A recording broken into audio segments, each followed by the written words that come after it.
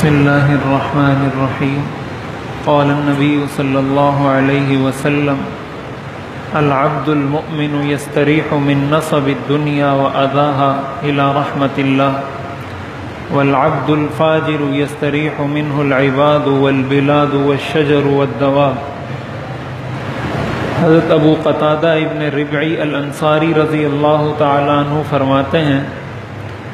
کہ حضور علیہ الصلاۃ والسلام کے سامنے سے ایک جنازہ گزرا تو آپ نے فرمایا مستریح و مستراح منہ، کہ یا تو اس جنازے والے نے، اس میت نے راحت حاصل کر لی اور یا اس سے راحت حاصل کر لی گئی، یعنی یا تو اس نے موت کے ذریعے خود راحت حاصل کر لی یا اس کا انتقال ہوا، یہ اس دنیا سے گیا تو اس کی وجہ سے اور بہت سے لوگوں کو راحت نصیب ہو گئی ہوگی۔ صحابہ نے پوچھا اس کا مطلب کیا ہے مستریح و مستراح منہ؟ تو آپ نے فرمایا العبد المؤمن یستریح من نصب الدنیا وأذاها الى رحمت اللہ، کہ جب مومن آدمی کا انتقال ہوتا ہے تو وہ دنیا کی مشقتوں سے، دنیا کی پریشانیوں سے، دنیا کی تکلیفوں سے راحت اور چھٹکارا حاصل کر کے اللہ کی رحمت میں پہنچ جاتا ہے۔ تو مومن تو اس کا جب انتقال ہوتا ہے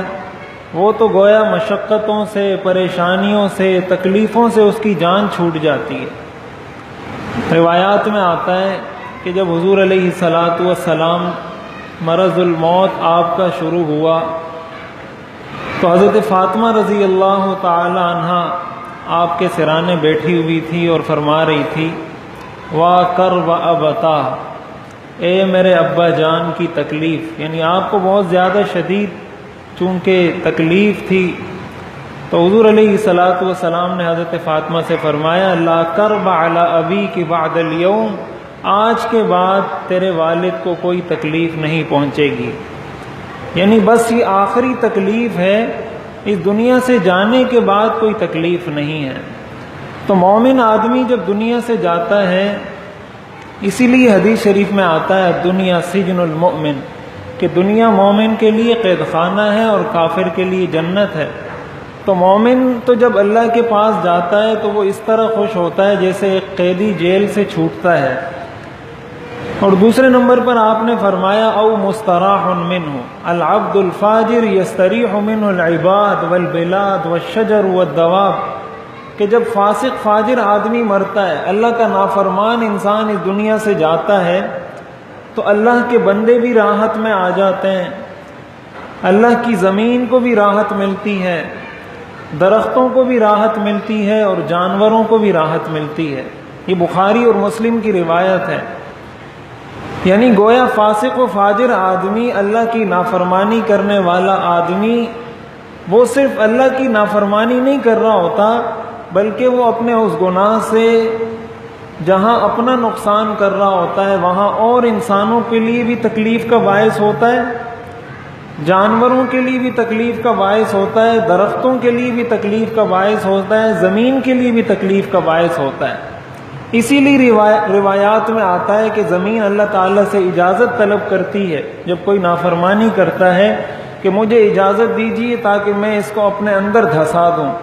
سمندر اجازت طلب کرتا ہے کہ مجھے اجازت دے دیجیے کہ میں ان پر چڑھ جاؤں، لیکن اللہ تعالیٰ نے ان سب کو کنٹرول کیا ہوا ہے، ان سب کو قابو رکھا ہوا ہے۔ تو جب فاسق فاجر آدمی مرتا ہے تو یہ سارے شکر ادا کرتے ہیں۔ یہ جو قرآن میں آتا ہے نا فما بکت علیہم السماء والارض، کہ نہ ان پر زمین روئی نہ آسمان رویا، اس لیے کہ جب ایسے لوگ دنیا سے جاتے ہیں تو آسمان بھی خوش ہوتا ہے، زمین بھی خوش ہوتی ہے، حتیٰ کہ سمندر میں تیرنے والی مچھلیاں وہ بھی خوش ہوتی ہیں، اس لیے کہ گناہوں کے اثرات، کئی اس طرح کے واقعات آتے ہیں کہ بارش پوری بستی پر اس وجہ سے نہیں ہو رہی تھی کہ ان میں ایک گناہ گار آدمی تھا، اس کا مطلب اس ایک گناہ گار آدمی کی وجہ سے اللہ کی رحمت سے یہ سارے لوگ محروم تھے، ان پر بارش نہیں ہو رہی تھی، وہ پریشانی کا شکار تھے، کھیتیاں خراب ہو رہی تھی، جانور مر رہے تھے، وہ کسی کے گناہ کا اثر ہوتا ہے جس کی لپیٹ میں سارے آ رہے ہوتے ہیں۔ تو جب وہ دنیا سے جاتا ہے سب کو راحت مل جاتی ہے۔ یہی وہ بنیادی وجہ ہے. یہ جو لوگ سوال کرتے ہیں نا کہ اللہ تعالیٰ اتنا مہربان ہے تو انسان کو جہنم میں کیوں ڈالے گا؟ وہ جہنم میں اللہ تعالیٰ اس لیے ڈالے گا کہ وہ اپنے گناہ سے صرف اللہ کی نافرمانی نہیں کر رہا. وہ جب گناہ کرتا ہے اس کا مطلب وہ دنیا کی ہر چیز کو نقصان پہنچا رہا ہے. وہ درخت کو بھی تکلیف پہنچا رہا ہے، جانور کو بھی تکلیف پہنچا رہا ہے، انسان کو بھی تکلیف پہنچا رہا ہے، زمین کو بھی تکلیف پہنچا رہا ہے، آسمان کو بھی تکلیف پہنچا رہا ہے. اس کو تو یہ محسوس ہوتا ہے کہ شاید میں نے ایک گناہ کیا، لیکن قرآن اور حدیث سے ہمیں یہ معلوم ہوتا ہے کہ وہ دنیا کی ہر چیز کے لیے نقصان کا سبب ہوتا ہے. تو جب انسان اتنا بڑا جرم کر کے جاتا ہے تو پھر اس کا عذاب بھی اسی حساب سے ہوتا ہے. تو ہر انسان کو اس چیز پہ غور کرنا چاہیے کہ میں جب دنیا سے جاؤں گا تو آیا میں